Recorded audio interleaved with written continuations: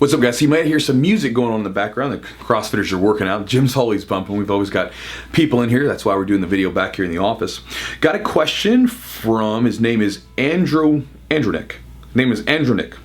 Probably saying that wrong. But his question is, he recently broke his ankle. It happened from some freak accident, but he broke his ankle, and he's going to be in a cast for a month. And he said the bummer is that he's missing out on all the jiu-jitsu. So he's going to be in a cast for a month. He's not going to be able to train for at least a month. And he's wondering if I can give him some exercises to do while he's basically sitting out on the shelf and waiting to come back, because he's really bummed out. He was having a lot of fun with jiu-jitsu. He's making some progress, and now he's had to sit out, and he's wondering if I can give him some exercises.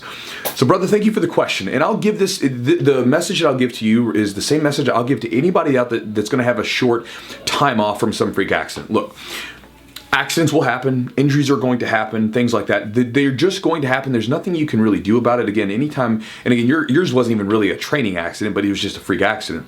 But you're going to have time where you're not going to be able to train. I think it's important to sometimes have that.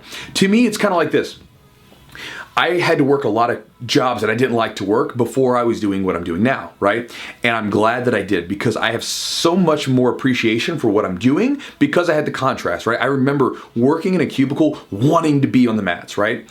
And now I get to be on the mats with people. So anytime I'm feeling a little funky, anytime I'm like getting a little tired or feeling like, oh man, we all just get worn down sometimes, right? Anytime I do that, I go back and I sit down for just a second, and I'll sit down and think, remember what that was like? Remember sitting in a cubicle wishing you could be in here? Well, now you have the chance to do it. Go out there and make the most of it. And then I'm like, all right, cool, let's do this. Let's go train some people and have a damn good time, right? So the same thing with your issue with the injury, right? Instead of looking at it as being like, oh man, I gotta exercise because I've got a month off and I'm gonna miss everything and I'm gonna lose all my progress. Look, man, it's a month off. You're not gonna lose anything. You'll come back, you'll be fine. If you wanna do some exercises, play around, see what doesn't hurt. Just do anything that doesn't hurt or is not gonna affect that area. That could be from movement drills that I have on the channel to hip escapes or whatever, or you could even go to the gym and do some sort of like upper body lifting and stuff like that. That's what I've done several times when I was doing, when I had injuries to my legs and stuff like that. I would do some sort of lifts with the upper body, just something to stay active, right? Whatever you want to do to stay active that's not going to hurt it, that's fine.